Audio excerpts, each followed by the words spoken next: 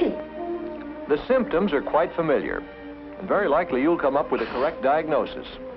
Yes, it looks like a cold, a common cold.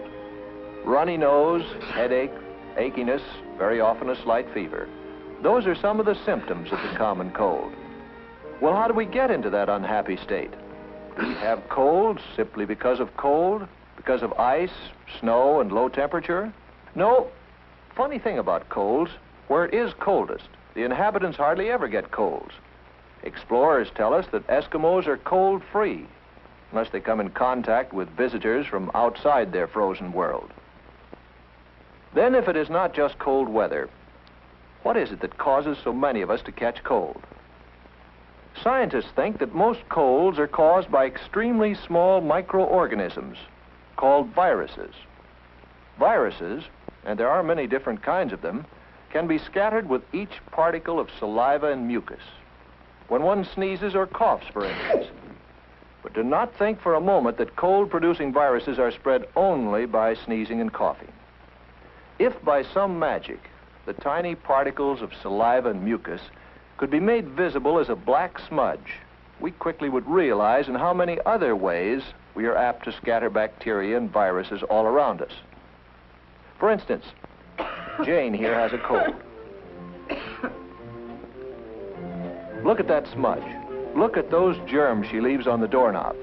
And here's Bob's hand picking them up. Bob, his hand now covered with germs picked up from that doorknob, transfers them to a book. Sue, having the bad habit of wetting her finger to turn pages, carries the germs from the book to her mouth, and then passes them along with a pencil to Anne.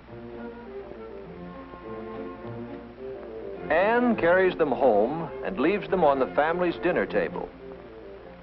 Yes, even during an ordinary conversation, saliva and mucus particles escape our mouth and easily reach others who inhale them as they breathe. Just remember how breath becomes visible on a cold day.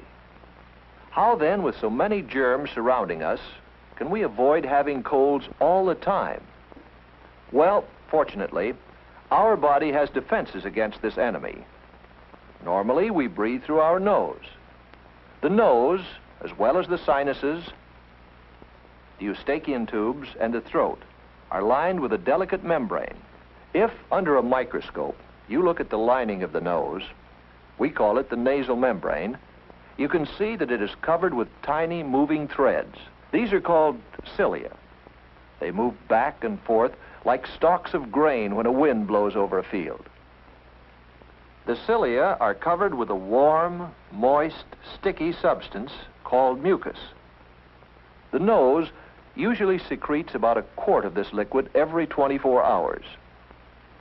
This mucus, by warming and moistening the air we breathe in, prepares it for our lungs. The mucus also catches and destroys microorganisms, that is, bacteria and viruses. The movement of the cilia carries the mucus down to the pharynx. Then it is coughed out or swallowed into the stomach, where any remaining microorganisms are destroyed by the digestive juices. If these defenses are weakened, the cold virus will gain a foothold and cause the inflammations which so often are associated with the common cold. The common cold is not a serious sickness, but still, medical science as yet has not found a cure for it. Ah, yes, there are remedies galore, all sorts of medications, which soothe pain and headaches and so bring some relief. However, they do not cure colds. And no matter how convincingly they may be advertised, do not use them without having checked with your doctor. But there is a sound prescription. If you have a cold, don't stay in school, because if you do, you may send others home with your cold.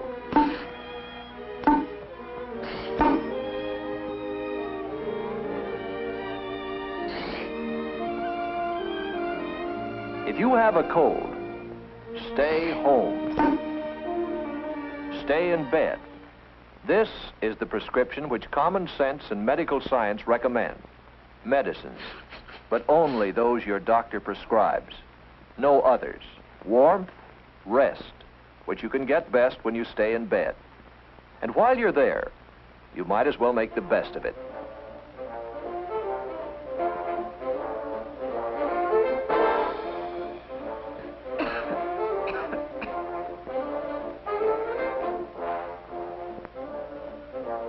Right. Use tissues instead of handkerchiefs. That way you'll dispose of the germs much better than when you blow them into a handkerchief. However, should you not feel better in a couple of days, or if you keep on having a fever, you should ask your parents to call a doctor. You see, what you think is a simple cold could really be the first symptoms of some other disease, such as measles, infantile paralysis, diphtheria, whooping cough, scarlet fever, influenza, and others. However, even if your illness proves to be only a simple cold, it is still important that you take care of it. A cold which is not treated might very well back up along the mucous membrane and so invade the sinuses, the cavities in the bones of the face and the skull. Or the infection may reach the middle ears when it invades the eustachian tubes, which connect the middle ears with the throat. Frequently, the inflammation also travels down the respiratory tract to the pharynx, the larynx, and the trachea. Your throat feels sore and your voice is husky. It travels to the bronchi. You have a bad cough. And occasionally even to the lungs, and that is pneumonia. These are painful complications, and they often take a long time to clear up. The best defense against the common cold and all these other diseases is to keep up the body's natural resistance. To do so, you must eat regularly and well-balanced meals. That is, meat, vegetables, fruit, milk, and so on. Get lots of exercise and fresh air, but do not exhaust yourself. In cold weather, you must wear sensible clothing to provide proper warmth to remain healthy.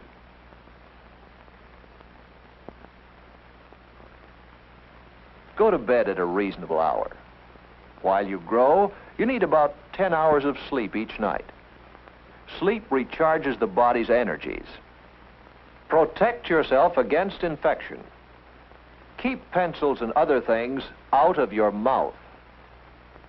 Never take bites of other people's food.